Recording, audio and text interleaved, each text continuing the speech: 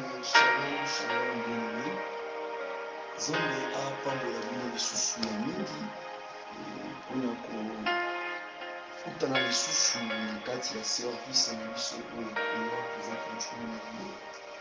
Nzambe wana apambola bino ya mingi oyo bozolanda biso na libanda ya mboka to mpe bozali na kati na mboka oyo Nzambe akokisa vraiment posa ya mitema na bino selon na bomisani na ye selon oyo abomisaki mpona moko na moko. Que Dieu vous bénisse abondamment. Et nayebi bino susu na nkombo na yesu masiya na recevoir bino mpe na accueillir bino vraiment gentiment et puis avec paix, avec joie, avec amour de Jésus parmi nous. Yango c'est pour cela tika nayebisa oke Nzambe alingi yo ya mingi. Nzambe ayebi yo na nkombo na yo. Nzambe wana aza malamu vraiment. Oh, sans l'amour de Dieu, tu vas te na mokula. Et la nuit, il y a des lois. Depuis la troisième nuit, il y a eu 40 jours et nuits de prière. Et vraiment, nous avons pour la bine pour la patience de Bino. Et la monique est où tu as Bino longo na 21 jours. Il y a Daniel, donc tu as 21 jours et nuits. Puis vous continuez sous vous allez sous la carte, il y a prière où il y a 40 jours et nuits. Nous allons vraiment reconnaissant comme nous avons Nzambe. Puis pour la persévérance, dans notre groupe, il y a prière où la carte, il y a médias, déjà toujours qu'il y avec beaucoup des années d'existence, il y a un groupe où ils ont tenir dans les médias, la carte, la WhatsApp, la Facebook, la Combo et c'est notre tâche que Jésus-Christ nous a donné. Donc, touti musika ebisa voisin na yo touti musika ebisa voisin na yo na uti musika na Nzambe oya Paul ebisa vraiment na uti musika lobela uti musika ebisa voisin na yo ebisa baba na bande kuzana baba na uti musika na Nzambe ya senji ya moto oyo Nzambe atie liboso na biso oyo touti na musika. Ce n'est pas facile. Alors bien était là où 2 ou 3 sont réunis, sont assemblés dans son nom, il est parmi eux. Tika Nzambe wana pambola bino, tika Nzambe wana mona bino lisusu. Et lelo vraiment na moni eza na plaisir une semo ya ko solala bino lisusu na monoko na biso ya lingala. Donc eza ngolu eza grâce. Et Nzambe ndasala biso wana pe grâce wana. Et nous avons été comme le frère Paul, un simple instrument de Dieu. Et nous avons été comme Jésus. Et prière où toujours comme les prières il y a 40 jours et nuits. Et nous avons été selon le programme où nous avons suite à la réalité où nous avons par rapport à la prière, on a insisté na chaque audio ekobandala ekozala na programme na yango nsima na yango to mpe ekozwa programme to message mpo Nzambe akopesa biso yango wana de chaque 0 heure à la nuit tondozala vraiment na enseignement et na journée mpona ebandeli nini ya kobondela. Donc audio banda kokende na babisika boza banda recevoir audio oyo mpona journée oyo ebandeli nini na kobondela. Comme que heure de prière est à 11h30, donc au moins 30 minutes de prière, de 11h30, de 17h30, mais la prière là où il y a si on a comme 2 heures de temps, 1 heure de temps, il y a problème juste c'est pour la gloire de Dieu. Et bien, heure où tout le monde qui par rapport au pays à notre missala, les gens apprécient qui sont mais si on a prière continuelle dans la journée, ce n'est pas un problème de pétitionner pour y obondela mais audio et on a audio enseignement on lundi enseignement on lundi la parole l'exhortation pour épeler sa par rapport à thème la miséricorde de Dieu sur son peuple. Donc je vais insister dans mon coin samedi. Donc étant au audio mutu na mutu akoyeba heure na ye ya kokota prière sauf que toza na kati ya même attitude ya jeune oyo ezali ya binégation. wana gène oyo ezali ya bino parce que eza gène continuel, eza gène ekomaka gène sec, ekomaka gène avec l'eau, ekomaka mpe gène oyo moto akozwa repas moko. Donc ezodépendre ndenge nzambe otambwisa biso vraiment yango wana yango moni toza na biso na exigence ya mingi te, ya ndako nganga te, eza ndako ya marabout te, féticheur te, eza ndako ezali l'œuvre de Dieu ye nde asala mokano na ye vraiment.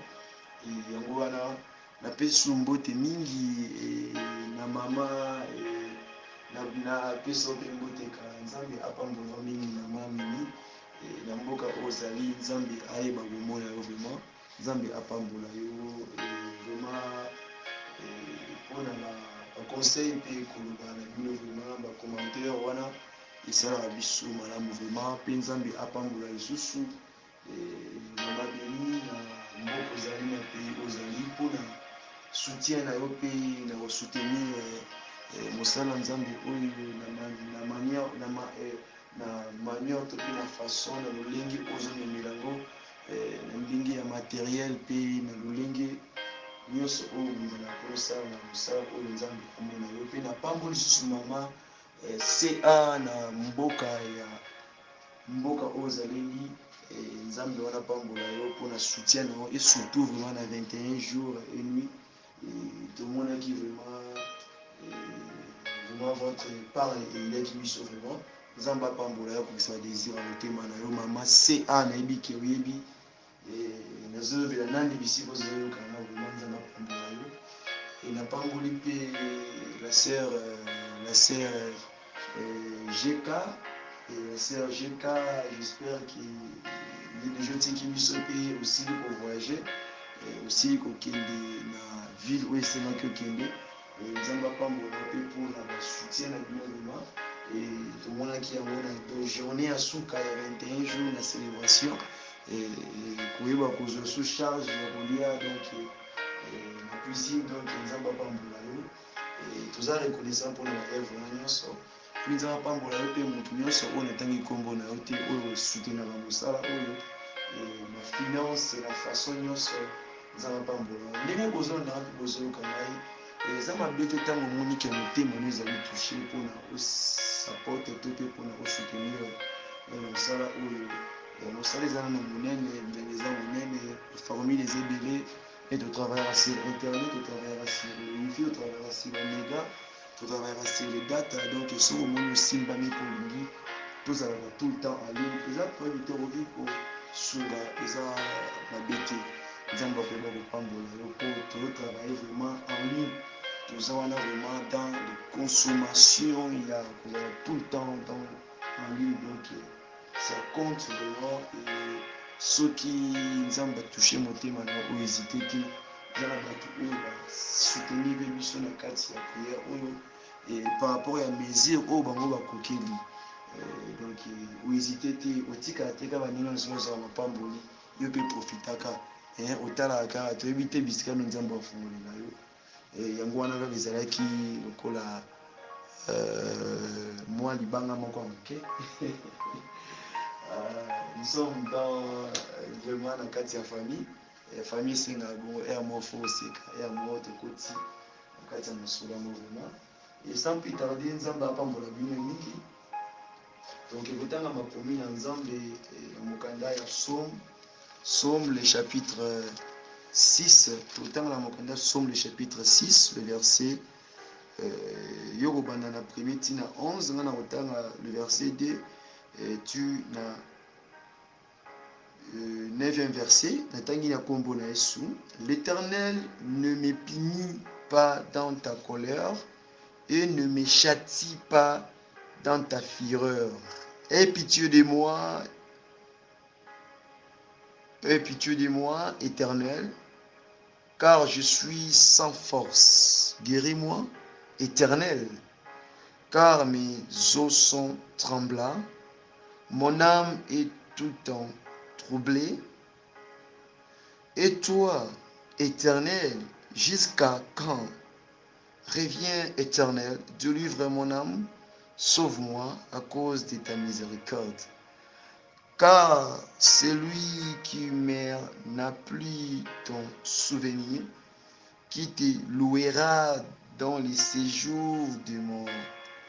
Je m'épuise à force de gémir chaque nuit à ma couche et baigné de mes larmes. Mon lit est arrosé de mes plaies. J'ai le visage usé par les chagrins. Tous ceux qui me persécutaient les font veillir. 9. Éloignez-vous de moi, vous tous qui faites le mal, car l'Éternel attend la voix de mes larmes. La parole de Dieu. Et totangi vraiment na kati ya makomi na Nzambe touti kolobela na mokanda ya Matthieu et na mokanda ya Psaume le chapitre 6 le verset 2 à 9. Et pour la kotanga lisusu kobakisa mokanda Exode le chapitre 1er au suspect Exode le chapitre 18. Et biso ato omeka mpe kotanga tamo Exode yango lisusu kie et totanga kaka Exode le chapitre 17. Donc il faut qu'on modifie ça le chapitre 17 ça 18 il faut qu'on modifie yango. Donc tati où ça affiche il faut qu'on modifie ça le 17. Totangi na kombo na Yesu toujours Exode chapitre 17 le verset 2 kino na 4. Totangi na kombo na Yesu. Alors le peuple chercha querelle à Moïse. Il dit, donnez-nous de l'eau à boire. Moïse leur répondit, pourquoi me cherchez-vous querelle? Pourquoi tentez-vous l'Éternel? Le peuple était là, pressé par la soif. Eux murmuraient contre Moïse et il disait, pourquoi nous a-t-il fait monter hors d'Égypte pour me faire mourir de soif avec mes enfants et mes troupeaux? Moïse cria à l'Éternel en disant, que ferai-je à ces peuples encore un peu et ils me lapideront? La parole de Dieu. Yozo Exode kaka le chapitre 17 ti na suka. Nzambe apambola la lecture na ye tobeti maboko pour la lecture de la parole de Dieu.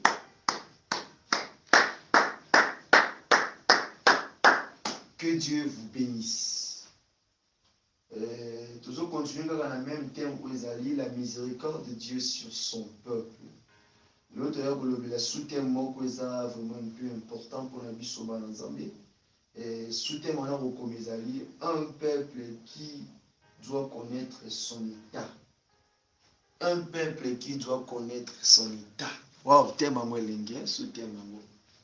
Libota oyo to peuple oyo batondisami na posa ya koyeba état to lolenge nini bazaleli, lolenge nini baza komikutela, lolenge nini baza komimuna, lolenge nini oyo bazaleli na position oyo bazo vivre. Donc un peuple qui doit connaître son état, un peuple oyo esengami yeba naza na position nini, naza na forme nini, to na komi na point nini, to na komi na niveau formé nini na vie na ngai. Yo peuple wana, yo libota wana, yo ndeko wana ozolanda, yo famille ozoyoka, yo libota oyo bozolanda nga na ntango oyo.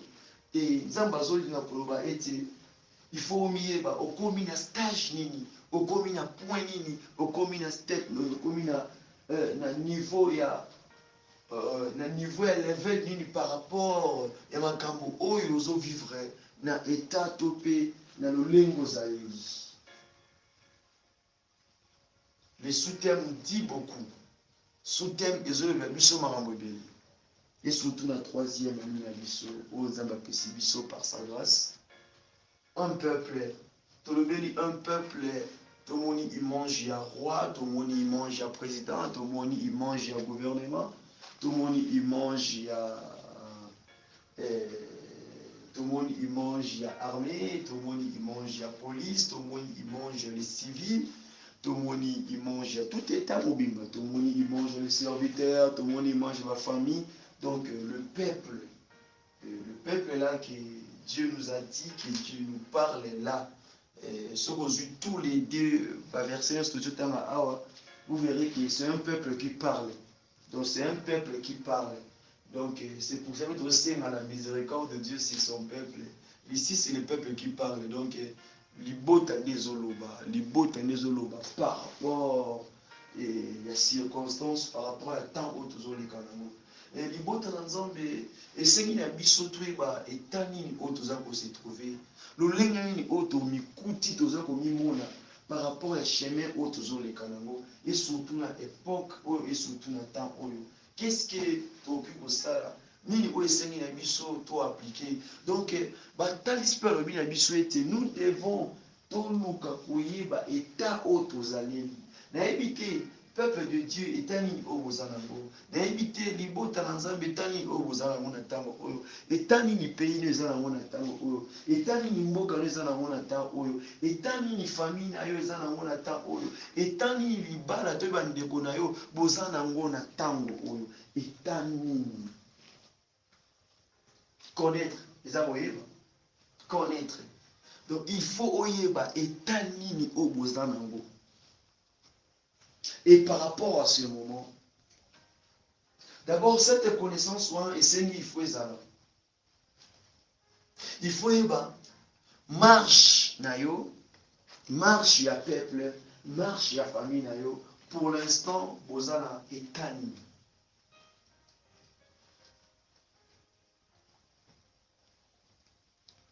Boyebi wana, ils ont permettre yo, ils ont permettre peuple de Dieu, ils ont manière ya connaître, manière ya savoir, manière ya koyeba. Parce que connaître, c'est aussi la connaissance.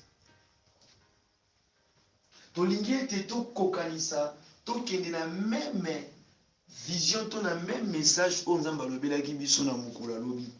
Parce que un peuple ou azuluka à connaître état na ye, tomoni ke na kati ya connaître, il y a aussi la connaissance qui est là. Connaître eza koyeba. Lorsque la connaissance ezopesa biso intelligence, ezopesa biso ukeseni, eza kolakisa biso donc toza pe koyeba. Donc to comprendre, to découvrir eloko moko. C'est ça la connaissance. C'est ça aussi connaître. Quand oyebi, lolemo zali, lolemo mikuteli, donc tu as appris quelque chose. Donc, osa informer na eloko moko par rapport à ce que tu es en train de vivre, par rapport à ce que tu es en train de voir. Mais lorsque là, tu as besoin de connaissance, pour ebisa biso, to komi na point nini, to komi na position nini, par rapport à la marche auto bandaki. Toza na mabele nini, toza na mboka nini, est-ce que notre pays, est-ce que libota na biso, est-ce que mboka o tozali, est-ce que ezokende malamu, tozo marché mabe. D'abord, essayer de comprendre, connaître wana. Tant to comprendre et connaître et qu'on permettre ce que biso to eba état na biso. Toi, un peuple là que je m'adresse, Dieu te demande de chercher, de connaître la position sur laquelle tu te trouves. Est-ce que tu es dans les bons ou bien tu es dans les mauvais, et bien tu es dans le bonheur ou bien tu es dans le malheur. Connaître là, c'est à toi maintenant de chercher. Connaître là, ce n'est pas les gens qui viendront t'informer, mais c'est toi qui dois connaître, de savoir là où je suis ou bien là où j'étais, tel que je suis arrivé là, qu'est-ce que je suis en train de bénéficier, qu'est-ce que je suis en train d'apprendre, qu'est-ce que je suis en train de comprendre par rapport de là où j'ai quitté, de là où je me retrouve là. connaître.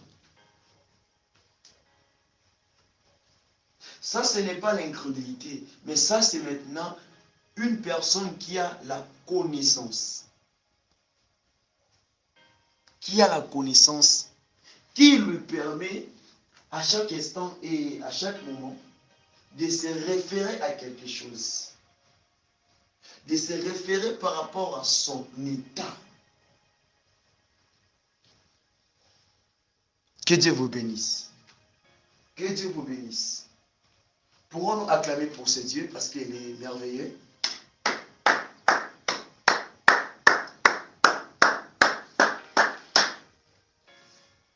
Nous continuons.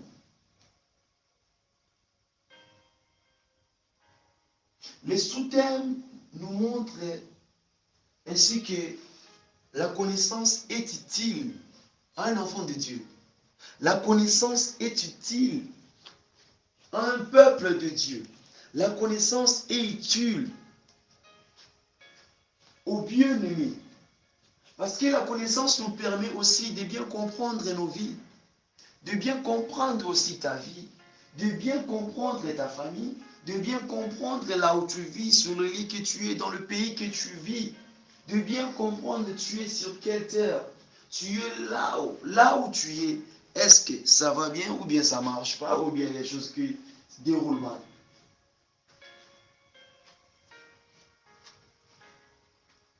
Cette connaissance-là, ce n'est pas la connaissance du monde. Ce n'est pas la connaissance qui provient de la philosophie. Mais cette connaissance-là te permet de savoir dans quel point, dans quel stade que tu es.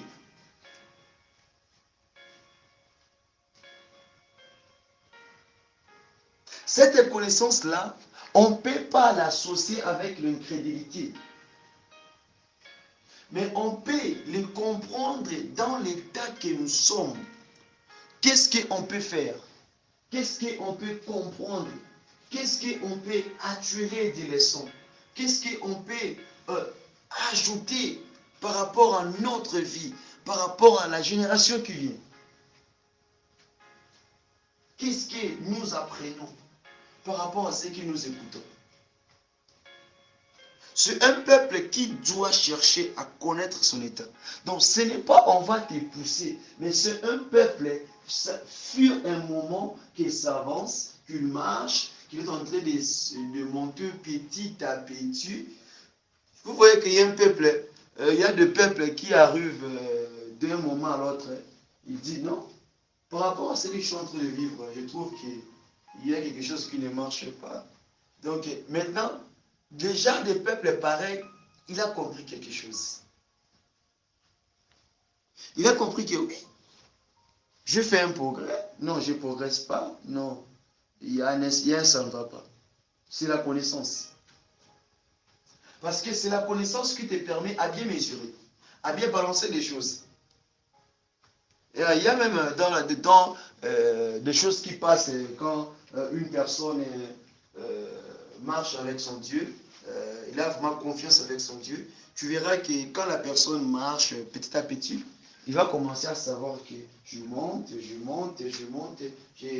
À un moment, tu étais là en train de méditer la parole de Dieu, mais là, je médite ainsi que j'explique aussi. Mais là, je médite et j'explique ainsi que je comprends vraiment aussi mieux que par rapport à ce que je suis en train de méditer. Donc, la personne voit que je fais des progrès. Donc, c'est à lui maintenant de chercher, maintenant de connaître, il commence à chercher l'état de son âme, l'état de sa vie spirituelle. Donc, c'est par rapport aussi au peuple. Je veux juste te faire comprendre sur ces sous-thèmes avant que je puisse entrer dans les Écritures. Pour que nous comprenions comment prier. C'est ça.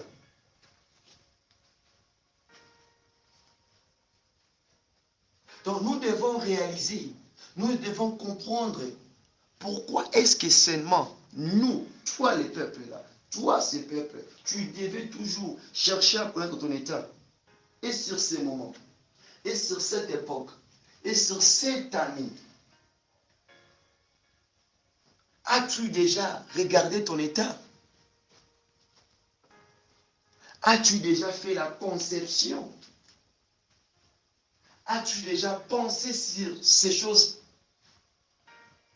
Déjà au kanisa komona nanu koyeba etaya d'abord ya libota na yo.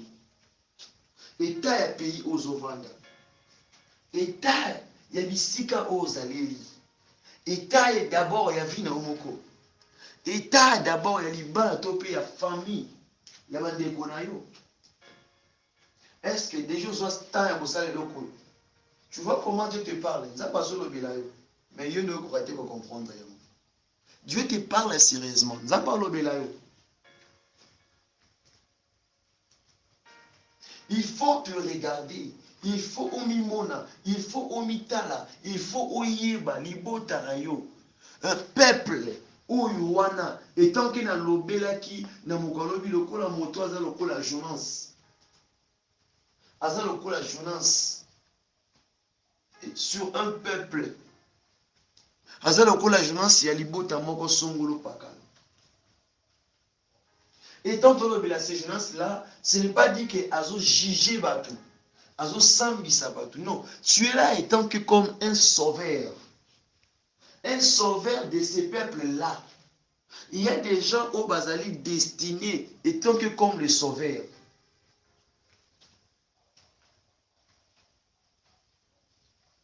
Maintenant, il faut aïeba état. Il y a peuple wana. Aïeba marche, il y a peuple wana.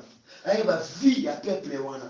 Aïeba vie, il y a famille naïe. Aïeba vie, il y a bandeko naïe. Pourquoi? Pour Azala à la mesure de plaider à Dieu ou bien de parler à Dieu par rapport à l'état où l'hypothèse a se retrouver. J'espère que ce qu'on comprend bien. Yango, dans soit qui il mange à Jonas, dans même qui on a il mange à Jésus. Parce que selon la Bible, Jésus a quitté pour na juger mokili, a quitté pour na sambisa mokili, mais a quitté pour na obikisa mokili. Tout ça c'est comprendre. Et tant que le kola yo, Nzambe atio na kati ya peuple moko, Nzambe abengi na kati ya libota moko, Nzambe a placé au milieu d'un peuple, aux à la homme, aux à la femme, aux à la jeune, aux à la enfant, aux à la vieillard, aux à la nani, mais Nzambe ponio atio na peuple moko. Peut-être bango moko bazana mesure te ko comprendre nini o bazole kanango nini o bazomona mais yo sikoyo tango Nzamba place yo wana azo senga na yo oluka o connaître oyeba l'état de ce peuple là. J'espère que tu sais comprendre. Est-ce que vous mettez ma bonne à comprendre sous acclamer pour la gloire de Dieu.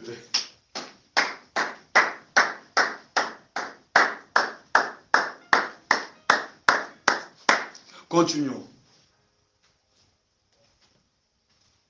Donc le peuple que j'étais en train de parler, c'est un homme Dieu l'a à la disposition, que Dieu lui a placé, que Dieu lui a mis juste là pour comprendre, chercher la manière sur laquelle de plaider à Dieu par rapport à ses frères, par rapport à ses sœurs. Parce que ozomona état na bango, lolenge bazobikela, lolenge bazokendele, baoke na shit, baoke malamu te. Toze longwe.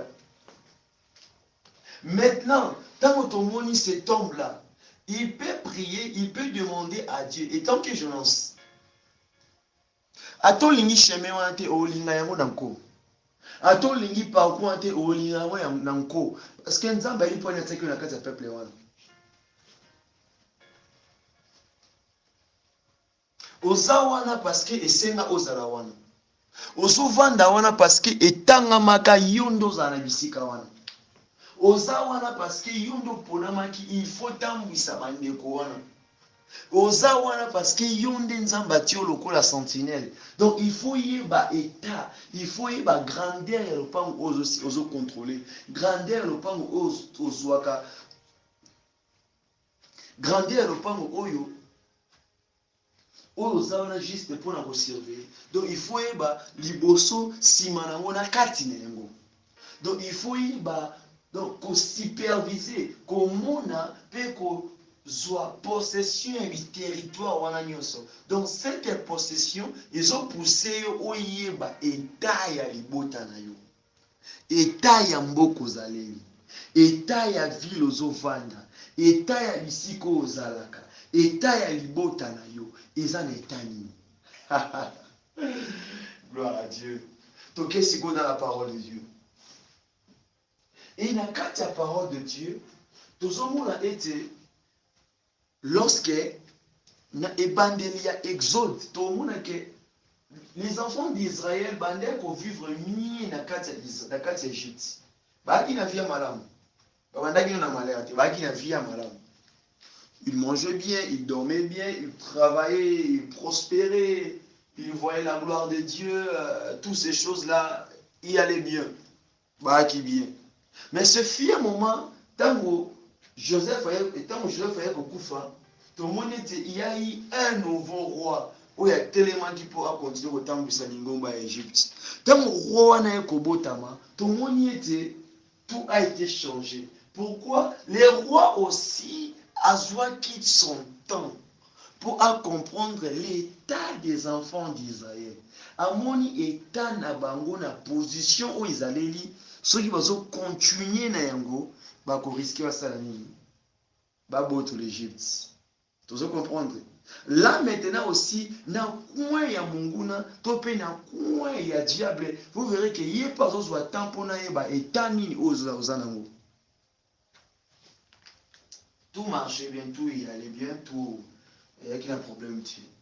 Mais c'est fait un moment, quand le roi Talon, ces peuples, bazako se multiplier, bazako prospérer, bazako ça les n'araboroka moi et bazan territoire nangai, bazan amboka nangai. Chers bien-aimés,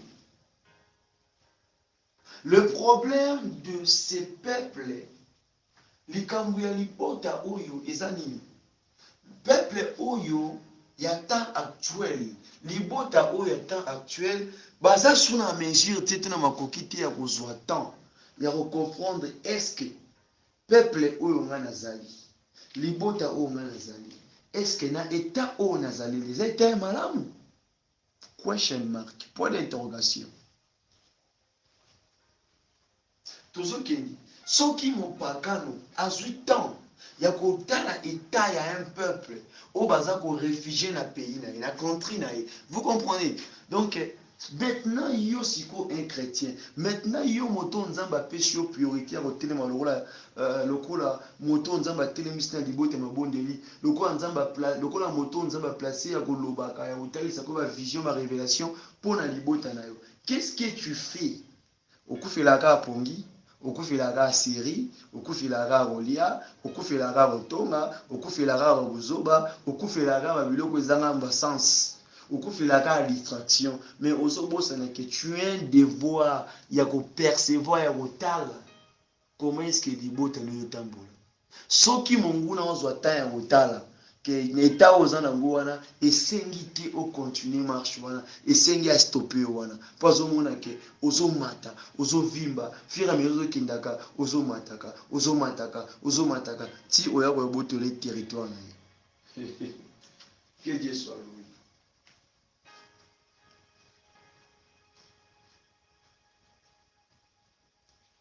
Donc soki okiti olandi histoire malamu et pour gagner le temps, vous verrez bien que quand makambo komi mabe, peuple komi coincé, lorsque le peuple d'Israël que moi je parle, l'Israël c'est toi, l'Israël c'est ta famille, l'Israël c'est toi le peuple là que je m'adresse, dans le pays où vous y êtes, dans le lieu où vous y êtes, c'est toi Israël. Et quand l'Israël se fut coincé, dans tel point qu'il ne parvient plus de trouver la paix, de trouver la joie, il n'y a plus l'envie, il n'y a plus l'appétit de bien continuer de vivre. Il y a eu de misère, il y a eu la mort, il y a eu le douleur, il y a eu de travaux lourds, il y a eu des choses, le mauvais traitement que Israël n'a pas pu de supporter. N'a pas pu de supporter. Lorsque dans ces temps-là, Si vous continuez à lire, vous verrez que Israël aussi avait pris son temps de regarder dès leur départ et là à présent, et il y a quelque chose de bon qu'ils l'ont perdu. Il y a quelque chose du bonheur qui échappait seulement comme ça. Chers chrétiens, chers bien-aimés, je voulais juste que tu comprennes et que tu regardes dans quel point, dans quelle mesure que tu as perdu.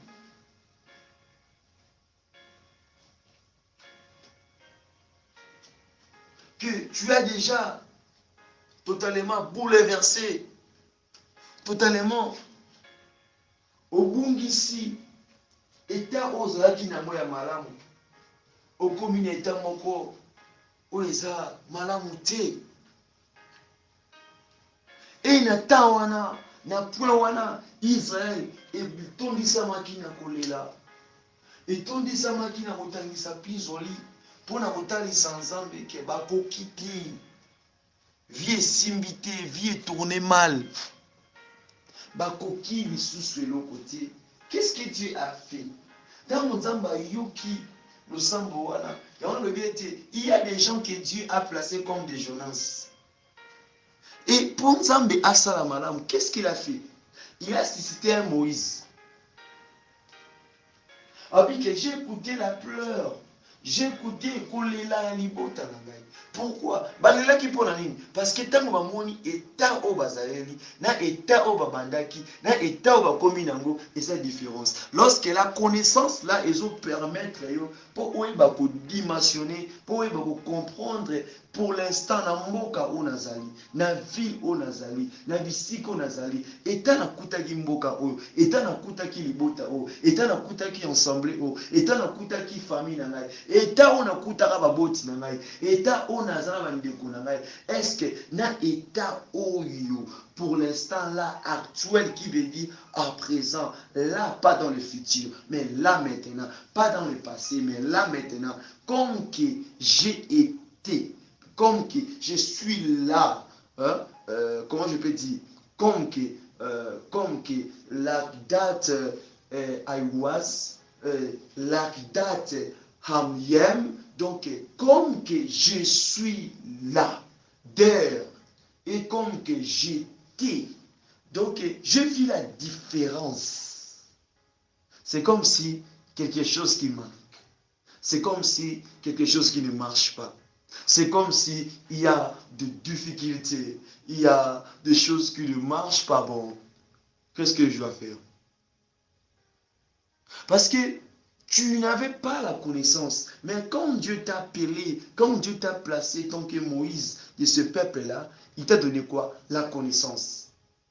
Et cette connaissance-là, nous le voyons bien que le peuple se présentant dans Exode 17 en disant, oh, Moïse, tovandaki na biso na Égypte,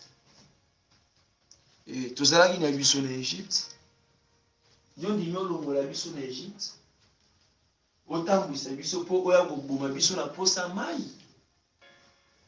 mpo oya koboma biso na posa mai. Tala, souvent ntango libota no ezolelaka, ntango bandeko no bazolelaka, ntango bana no bazolelaka,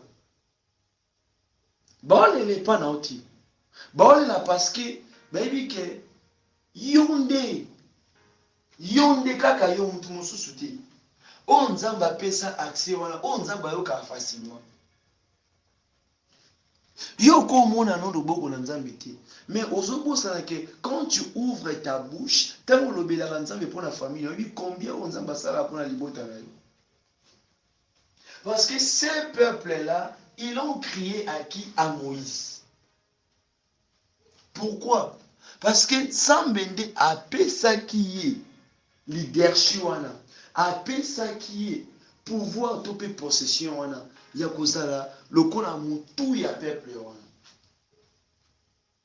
C'est pour cela il y a des enfants, il y a des frères, il y a des sœurs, il y a des bien-aimés où Nzambe a placé bango lokola mutu ya train ya famille na ye. Il y a les bottes de pays aux amis. Que Dieu vous bénisse. Dans mon si vous comprendre. Est-ce que vous comprenez les gars, madame? Vous comprenez les gars bien? Les gars, moi, je vais beaucoup. Et ça, la mienne, c'est. To continuer. Bazoluka ete balobisa yo mabe. Bazoluka ete bapesa yo bapenser mabe na mutu. Non. Oui. Parce que bamoni ete ovandi kimia ozo réagir tozoloba te. Bango bazo crever. Yo nzambe alobaki na yo. Yo nzambe ayebisaki yo. Yo nzambe atalisaki yo par rapport ya libota na yo. Par rapport à peuple, par rapport à Mboko Zali, par rapport à vie aux Olekanamo, par rapport à Libala Nayo, par rapport à Mandeko Nayo, Nzamba Tali Sakio, Nzambenda Lobaki Nayo, Akosana Boui, Akozongi Saoui. Mais maintenant, tant mon peuple, il y a des choses qui ne marchent pas. Parce que ces peuples cherchaient à quereller Moïse. Vous comprenez? Donc, et pour na yo ezalongo la libakute yo il faut siko o comprendre tango libota o ekomi koluka baluka ko betiso libaku baluka ete bamema yo hors la parole de Dieu jusque sengi osani ovanda obanda kotala maintenant eta nini libota oyo basali nini bakomi na yango l'état.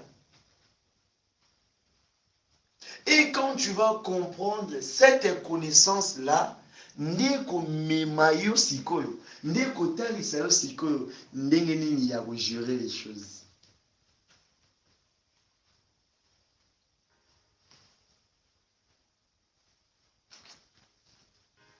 Pour l'instant, état nini pour l'instant, na pays aux alliés, makambo nini est compliqué simbate parce que yo nous en a connaissance. Connaissance aux en différent la connaissance au pesa na cours à soki na philosophie. Ceux qui sont astrologues, ils sont différents. Connaissance au nzamba otaliso parce que il y a une promesse. Il y a un message que nzamba loba qui pour la peuple na e oyo yebi ya mozanango. Maintenant, par rapport à état et peuple, ololengi ba okindi. Au moins nini? Nini o esengo ça? Tu dois plaider et parler à Dieu. Qu'est-ce que Moïse a fait? Il a parlé à Dieu.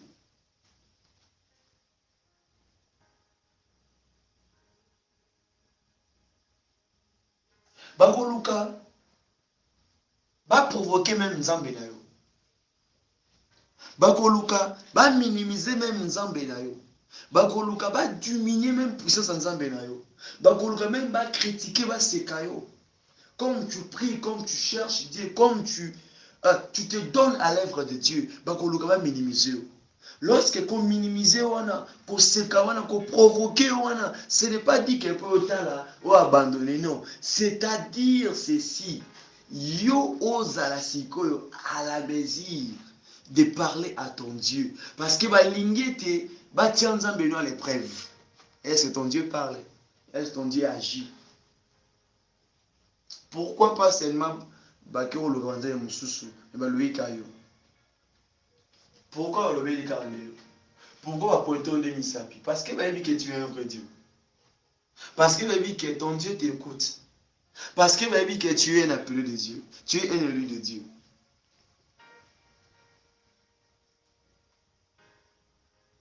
Très profond.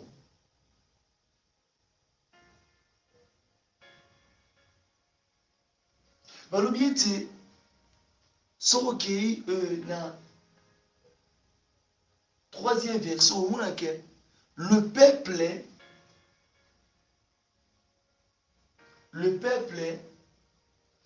ezalaki na Moïse wana elongo bakomi ko presser bakomi ko coincer tala bako coincer botiko kinyati bakozana elongo botiko kinyati po eza mukumba na yo kima yango ti okokima yango ti na pays ozali na mboka ozali famille wana libota wana bana wana bakokima yo ti bakozala na yo bakotia opanzi likolo. Elle veut dire que le peuple s'est mis à murmurer. ye kaka ya mimonaka ye ndenge nini kaka ya azomona ndenge azomona te bamutu oleka nango azomona te mpasi tokoma atika biso tokufa na swafu boye azomona te donc bakoloba me bakoyeba te makambo ozolenga nango baloba il faut baloba eza droit na bango baloba kaka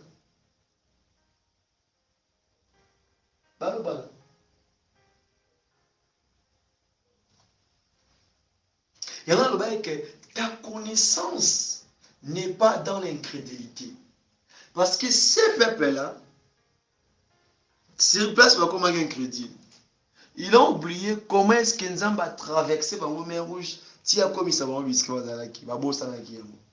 donc, quand toi, à chaque fois, au s'élever pour plaider pour le peuple, on a été pas si babosa na nyonso Nzamba c'est là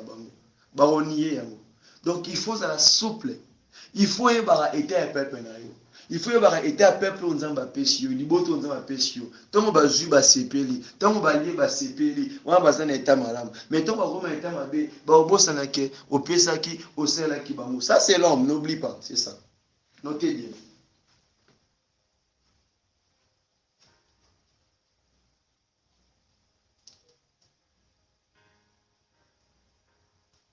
Et malgré Koloba, autant il soit difficulté, il y a comme oui, réellement, l'Ibo tenait un état malamté.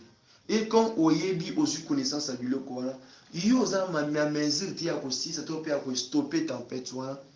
Tu dois toujours faire quoi? Ça la recourir par exemple. Parler à Dieu. Tali Sansambi. Vous verrez que dans le 4e verset, au moment que Moïse cria à l'Éternel en disant, que ferai-je à ce peuple? Moïse a gagné à l'élie et pas Nzambe. Et Nzambe n'a non ça ni na libota oyo. Oui, bien aimé. Ce peuple-là qui est au Lobert, exactement un peuple. Peuple wana yoko sana bango nini. Orotia bango wapi, okena bango. Donc orosuka na bango wapi.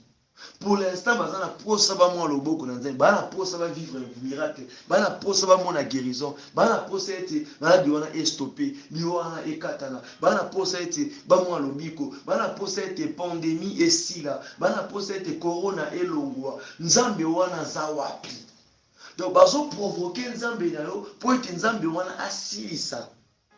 Non parce que yo ose apprendre na bango, non bazo provoquer yo parce que bayebi ete nzambe o azakati na yo aza plus fort. Maintenant yo siko yebisa nzambe liboso ya peuple o na moni corona, na moni pandémie, na moni makambo etelemi, nzambe lobi nini? Qu'est-ce que tu dis? C'est une kusala nini? Na lo bara tout à chaque fois qu'il y a une puissance qui est dans le bara. Même quand je commence à prêcher, dans la prière, dans Binzambe, je n'ai pas prophétisé, je n'ai pas comment retirer, comment enseigner, ni non plus sa peuple d'ailleurs. C'est une prière qui est ça en profondeur, na kati ya profondeur, na kati ya motema na ngai. Ni oyo ko sa na peuple, ni oyo ko pesa bango. Quand tu connais maintenant l'état de ces peuples, ni oyo pesa bango. Tu dois parler à Dieu. C'est pour cela, quand nous lisons maintenant dans le livre de Psaume, chapitre 6, dans le verset 2, au moment que David parle, David chante, il dit ceci: Éternel, ne me punis pas dans ta colère et ne me châtie pas dans ta fureur.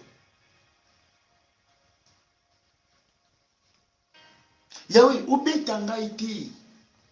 Opinion ngai te,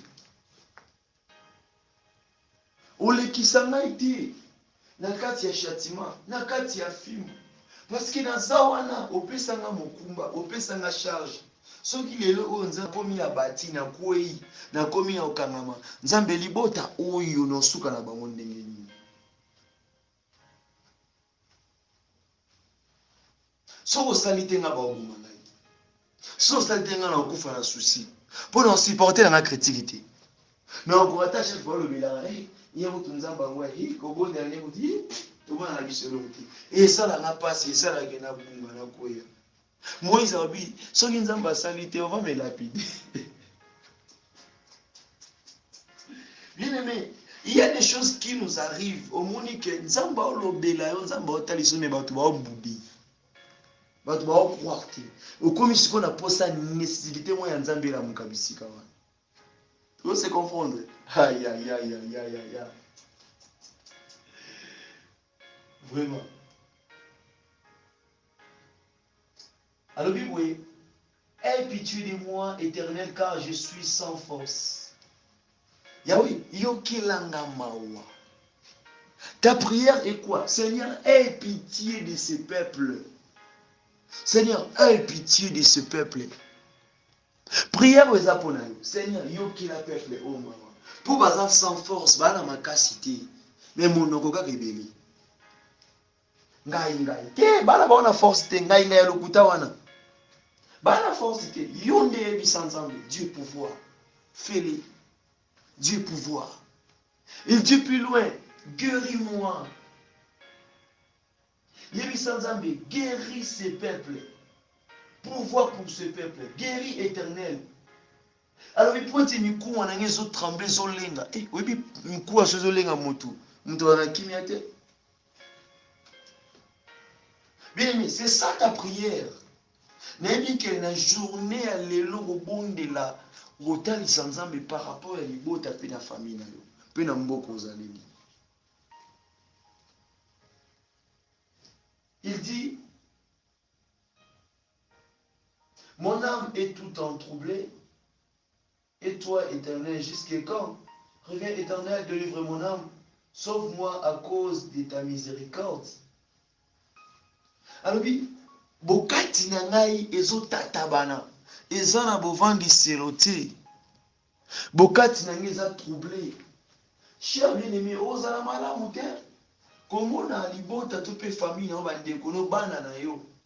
Bana condition malamu te. Est-ce que osepia nango? Na pe ozali via malamu eza des conditions malamu ezali te. Est-ce que âme ne ozala bien? Omingo ozala ko avouter. Donc c'est des choses que tu peux pas rester tranquille tant que ozala kati ya peuple moko bana kati ya malheur. Bana kati ya problème. Moïse ne peut pas dormir. Et c'est là qui ayebisa Nzambe même ata moke o Nzambe sala. Comment est-ce que vous avez la kimi tant que tu as des problèmes aux nabisika moko donc tes enfants na kati ya libulu, liboto na kati ya libulu, bandeko na kati ya libulu, pays ozali na kati ya libulu, yo za na kimi.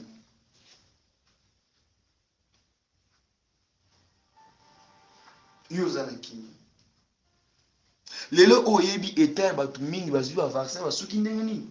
Donc oyebi etat makambo wana, qu'est-ce que tu dois faire maintenant? Étant que un serviteur, étant qu'un enfant de Dieu. Oui, état batuming ba déjà vacciné. Comment est-ce que bazo recevoir, bazo soit sort na bango? Oui, bien yango. Si par rapport à ces gens-là, qu'est-ce que tu dois faire? Baza mambo ya libota no bande kono, tu dois faire quoi maintenant? Ton âme est sengo. Comment la misu bazo lela? Il dit délivre mon âme, sauve-moi à cause de ta miséricorde. Bikisa et sauver to bikisa bokati na ngai parce que ete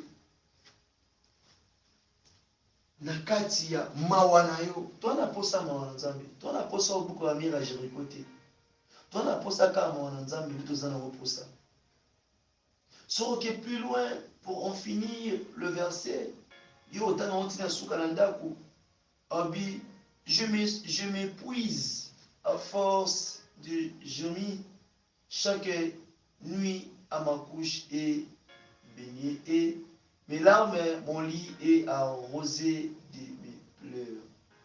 J'ai le visage usé par le chagrin. Tous ceux qui me persécutent les font veiller. Éloignez-vous de moi, vous tous qui faites le mal, car l'Éternel attend la voix. Bien-aimé, eza motuya pe eza ya malamu ya koyeba eti mutu azoloba obi mbetu na ngai ekoma lokola bilanga o babwakeli mai dra ya moto ekoma na mai pinzoli na pinzoli. Tu seras pas en paix si ta famille va envoyer marcher mabe, tu seras pas en paix. Et c'est très important. C'est très important. Nabi ke na poko lelo na nuit ya lelo au bénéficier de lelo komoko au comprendre que tant le lobby un peuple qui doit connaître son état et Nabi ke siko comprendre l'état de ton peuple, l'état de ta famille, l'état de tes enfants, l'état de tes frères et sœurs, l'état aussi de ta propre famille, l'état du pays où vous vivez. Qu'est-ce que tu comprends là maintenant? Nini o comprend la bisika wana. Et tant que moto na benga kiloko la Jonas, et tant que moto téma kiloko la mose, nini o comprendre. Et il y a aussi des femmes au ba comprendre qui va monier que oui, il faut un téléma pour la libota na pour la nation pour avoir qui l'air état. Cher bien-aimé, ma prière est ceci, de demander à Dieu de t'accorder encore plus de la force, enfin de lutter contre les risques des diables, enfin de présenter à Dieu les ordonnances, les présenter les requêtes, les présenter les sujets de ta famille, les sujets du peuple que Dieu t'a donné, les gens que Dieu t'a donné sur ta famille, dans le foyer, que Dieu te fasse grâce, que Dieu agisse, enfin que tu n'as plus de force, tu n'as plus quelque chose à donner, mais simplement que Jésus-Christ t'aide et enfin de répondre à tes requêtes et pour les gens que tu es en train de prier et pour ta famille et pour ton pays là où tu es, là où vous êtes, que Dieu te fasse grâce, même au moment de ces versets, que Dieu te fasse grâce. Je connais que Dieu n'abandonne pas ceux-là qui se confient à lui et que Dieu exauce, que Dieu épargne ta famille, que Dieu épargne votre nation là où vous êtes, à cause de ta prière, à cause de ton sacrifice, de se priver chaque nuit, de te priver chaque nuit, de se mettre debout dans la présence de Dieu, que Dieu t'épargne, que Dieu épargne, que Dieu pourvoie. C'est pour cela, nous avons ainsi prié, nous avons ainsi prié, nous avons ainsi élevé le nom de Jésus parmi nous. C'est pour cela, nous disons tous ensemble, gloire et louange à toi, Seigneur Jésus-Christ. Gloire et louange. Merci Seigneur Jésus. Alléluia. Amen, amen. Que Dieu bénisse sa parole. Vous bénisse aussi autant que c'est là. Merci pour votre patience. Et le lengue bolandi parole oyo. Oyo kimaloba oyo. Zande apa mola bino mingi. Et tokutani lisusu na mokolo ya lobi. Et par la grâce de Dieu, pour continuer prière ya mokolo ya etikali liboso na biso, mikolo etikali liboso na biso, parce que audio oyo il va permettre yo ba kobondela pendant la journée olandi yango ozwita na yo ya osenga la miséricorde de Dieu par rapport à l'état ya libota na yo, par rapport à l'état ya famille na yo, et par rapport à l'état ya bana na yo, par rapport à l'état ya mboka ozaleli senga mwanzambe lela mwanzambe prière na yeba na mokanda ya Psaume chapitre 6. Donc ndoko zo parole ya bien kusona nzambe et bondela bana nzambe par rapport à verset par verset ndenge nzambe akomemela yo tika kembo pe nguya na nzambe evandisa makati na biso na kombo na Yesu Mesia tomona Yesu par sa grâce. Que Dieu vous bénisse abondamment. Amen.